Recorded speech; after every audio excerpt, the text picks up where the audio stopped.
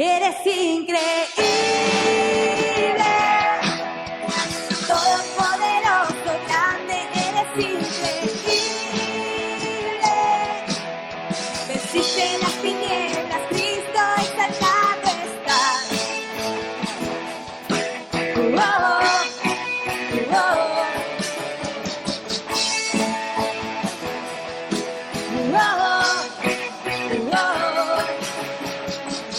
poderoso, invencible, admirable, grande, fuerte, Dios, Rey de Reyes, asombroso, incomparable, eres increíble, todopoderoso, grande, eres increíble, venciste las tinieblas, Cristo exaltado está.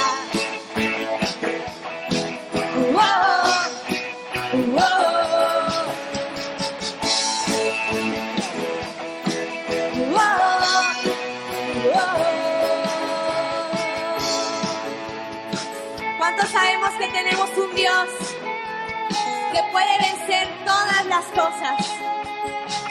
Vamos a declararlo, amén. Vamos a decirlo.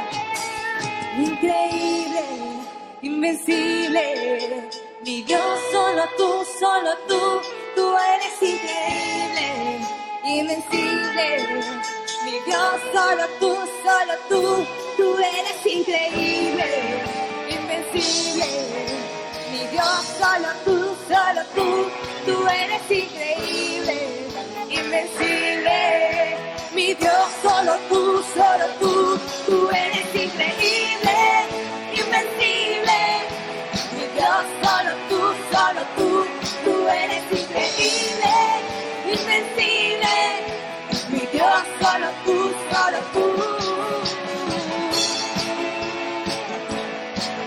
Te damos gracias, papá. Gracias, Señor, por las bendiciones que vienen en el camino. Gracias, papá. Vamos a cantar. Eres increíble, todopoderoso, grande, eres increíble. Venciste las tinieblas, Cristo, eres increíble. Todopoderoso, grande, eres increíble. Venciste las tinieblas, Cristo exaltado estás. Wow. Mi Dios, solo tú eres increíble, invencible. Mi Dios, solo tú eres increíble. Mi Dios, solo tú. Amén. Muy buenas noches, iglesia. Qué gusto poder saludarles a pesar de las circunstancias. Vamos a continuar con la enseñanza de estas semanas, la cual ha sido el tema del servicio. Y antes de empezar, me gustaría que me acompañen en una breve oración. Bendito Dios y buen Padre, Señor, te damos gracias por este mensaje, por esta palabra que es dada a tu pueblo, Señor. Permite que mi vida sea un instrumento a través del cual tu Espíritu Santo obre y lleve este mensaje a los corazones de tu pueblo. En el nombre de tu Hijo amado Jesús. Amén. Bueno, hoy vamos a hablar de una persona que fue uno de los 12 apóstoles y de la cual casi no se nos habla. Y esta persona es el apóstol Andrés, hermano de Simón. Él era uno de los que había oído primero a Juan el Bautista y era uno de sus discípulos. Después conoce a Jesús y decide seguirlo. Juan 1, del 40 al 42, nos narra cómo es que él va por su hermano Simón y le dice: hemos hallado al Mesías, y le trae a Jesús. Yo creo que todos hemos escuchado algo, aunque sea un poco, acerca de la vida de Pedro. Se ha predicado mucho acerca de él, de sus fracasos, de sus éxitos, de su liderazgo, de su servicio. Y hoy quiero compartirles un poco sobre la vida de Andrés. Aunque Andrés y Pedro eran hermanos, tenían liderazgos y estilos de liderazgo totalmente diferentes. Pero así como Pedro tenía las condiciones perfectas para ejercer su llamado, también Andrés las tenía para ejercer el de él. De hecho, Andrés tal vez sea un mejor modelo que Pedro para muchos de los líderes de las iglesias, porque muchos de los que entran en el ministerio tienen que trabajar en cierta oscuridad, como lo hizo Andrés. No alcanzan renombre y prominencia como ocurrió con Pedro. Mateo 4 registra este encuentro. Andando Jesús junto al mar de Galilea, vio a dos hermanos, Simón llamado Pedro y Andrés su hermano, que echaban la red en el mar porque eran pescadores, y les dijo: venid en pos de mí, y os haré pescadores de hombres. Ellos entonces, dejando al instante las redes, le siguieron. Pasando de allí, vio a otros dos hermanos, Jacobo, hijo de Zebedeo, y Juan su hermano, en la barca con Zebedeo su padre, que remendaban sus redes, y los llamó, y ellos, dejando al instante la barca y a su padre, le siguieron. Aquí se nos narra cuándo es el momento específico en que empiezan un discipulado permanente. Hasta este momento ya habían conocido a Jesús, lo habían reconocido como su Mesías, pero no habían dejado todo por seguirle. Fue a partir de este milagro que ellos deciden dejar todo, dejar la pesca y seguir de tiempo completo a Jesús. Hay un relato paralelo a este suceso que se encuentra en Lucas 5, del 1 al 11, pero en la versión de Lucas no se menciona el nombre de Andrés. Sabemos que ahí estaba. Sabemos que había sido incluido en esta historia debido a que el relato de Mateo lo deja bien claro, pero Andrés estaba tan alejado de los reflectores, tan alejado del primer plano, que Lucas ni siquiera menciona su nombre. Era la clase de personas que raramente ocuparía un lugar prominente, permanecía casi oculto. Sin duda era parte del grupo. También sin duda debió haber seguido a Jesús con tanta pasión como los demás, pero jugaba un papel silencioso en la oscuridad. Andrés vio el valor de la gente como individuos. Si examinamos un poco la escritura, vemos que la primera acción de Andrés, después de descubrir a Jesús, fue ir y traer a su hermano. Ese incidente marca el estilo de su ministerio. En la alimentación de los 5,000, por ejemplo, es él quien le trae a Jesús al niño que tenía los panes y los peces. Todos los demás discípulos no sabían qué hacer, no sabían cómo alimentar a la multitud, pero él halló al niño y se lo llevó a Jesús y le dijo: aquí está un muchacho que tiene 5 panes de cebada y 2 pececillos. En Juan 12, del 20 al 22, nos narra cómo algunos griegos se encuentran con Felipe y le piden ver a Jesús. Probablemente eran gentiles que habían conocido de la reputación de Jesús y querían conocerlo.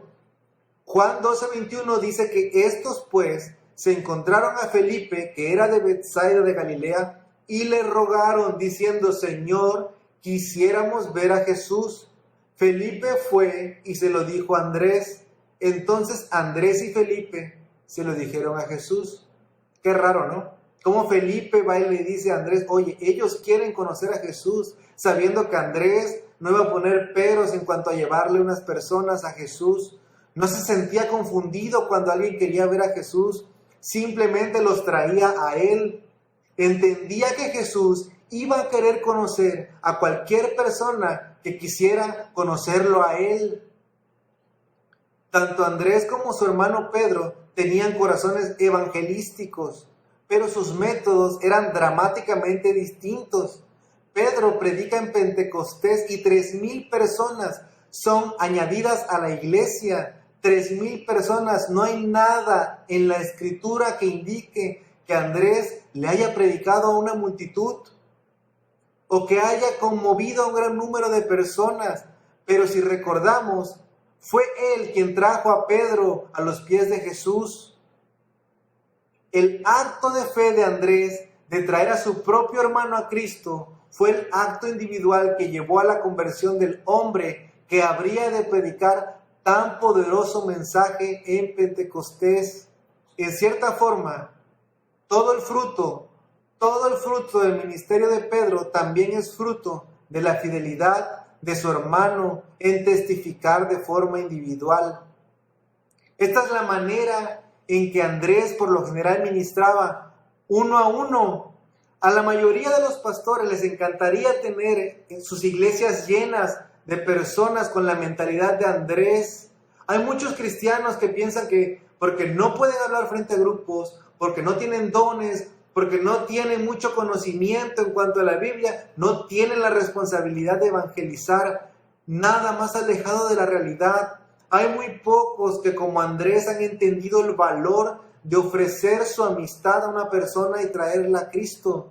No es necesario pararte delante de multitudes, no es necesario tener un gran conocimiento teológico para poderle ofrecer tu amistad a una persona y traerla a los pies de Cristo.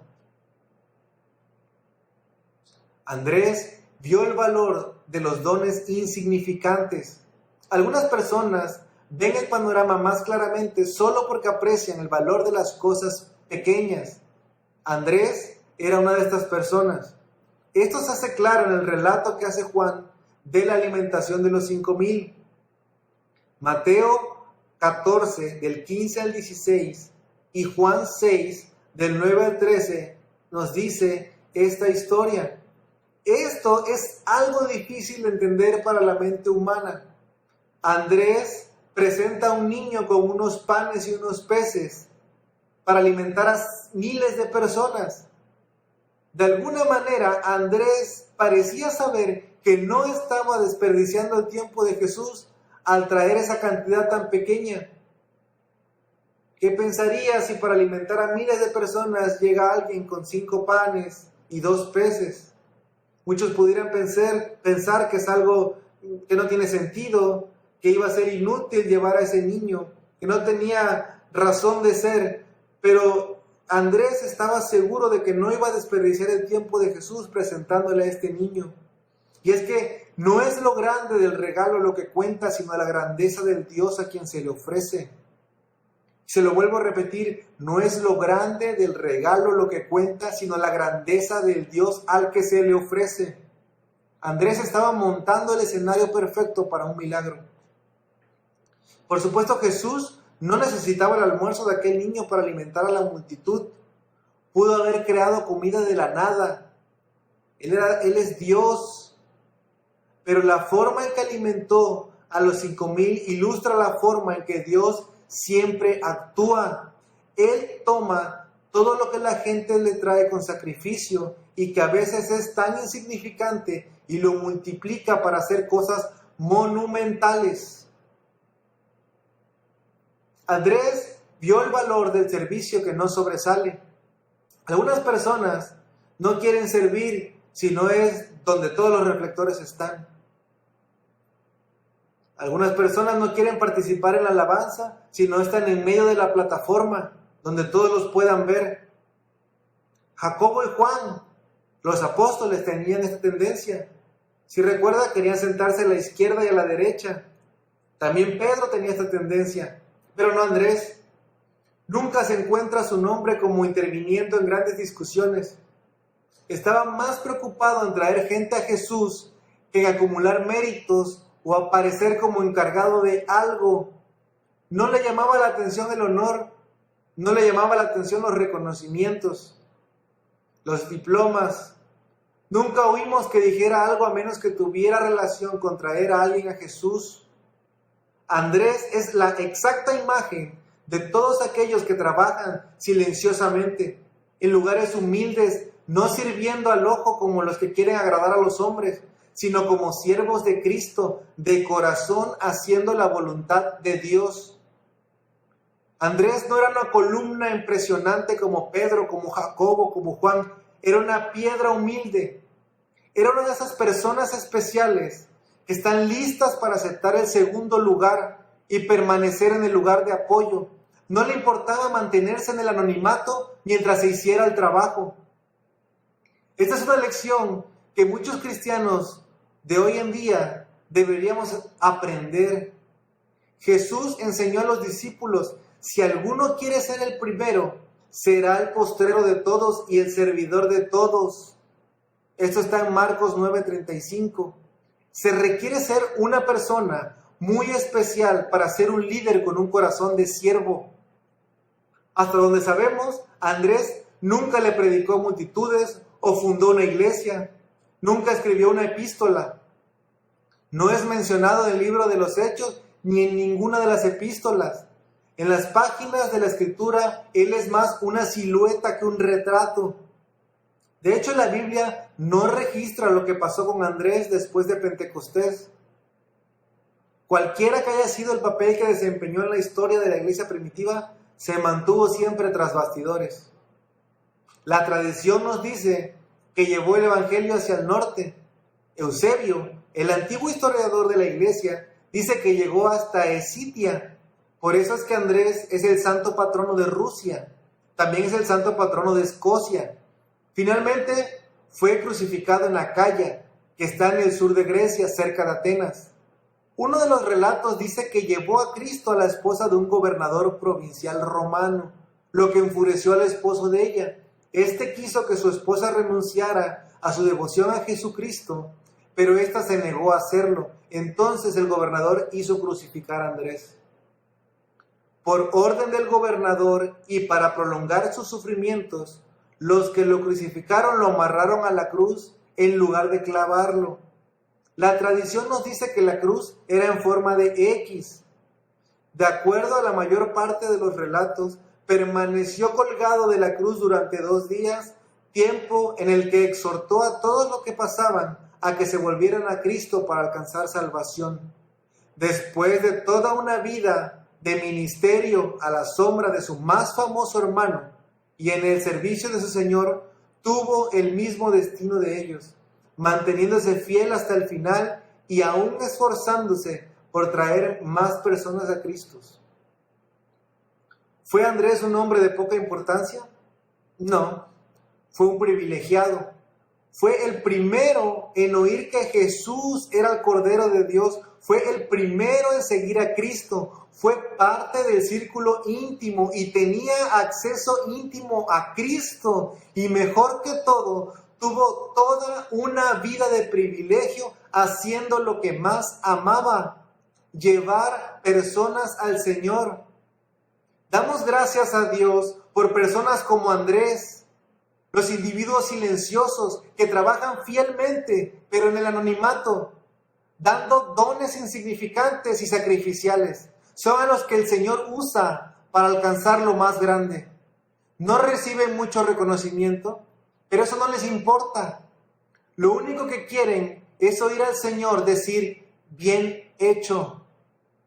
Y el legado de Andrés es el ejemplo que dejó para mostrarnos que en un ministerio efectivo, con frecuencia, lo que cuenta son las cosas pequeñas, las personas, los dones insignificantes y el servicio sin ostentación.